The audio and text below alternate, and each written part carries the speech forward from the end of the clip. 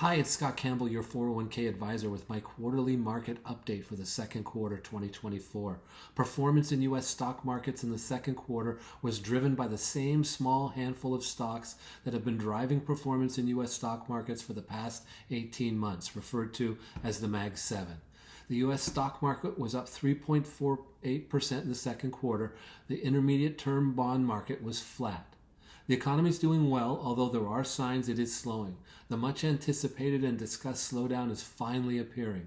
However, the summer is historically a slower time for the economy, so the cause is not yet known, but for now it appears to be a mild slowdown. Inflation is ebbing slightly, but prices remain high. I grocery shop and have to say prices for certain things are much higher.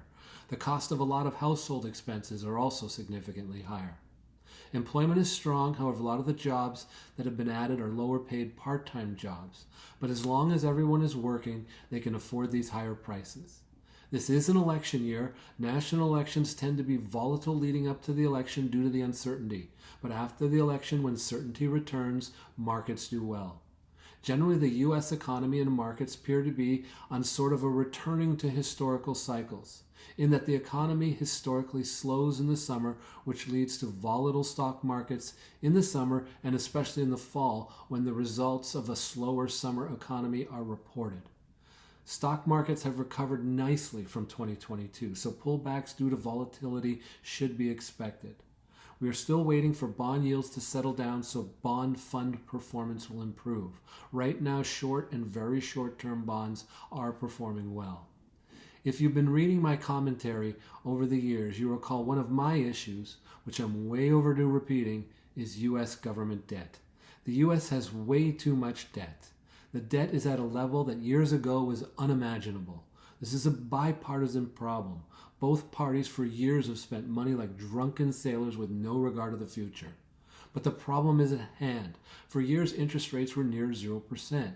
Now that interest rates are much higher, the interest that the U.S. Treasury must pay on the debt is going to be the largest expense of the federal government.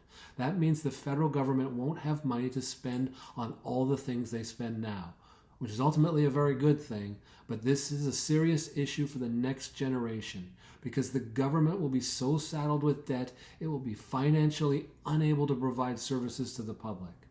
Anyone remember Greece going bankrupt and austerity? Yeah, they didn't think it could happen either. Please research it. The federal government must control its spending, just like most households in the U.S., which are not able to spend endlessly without regard to debt. The time has come for citizens to speak out regarding this incredibly irresponsible behavior. Now, back to your 401k. If you have any questions or need any help, please reach out. Thanks.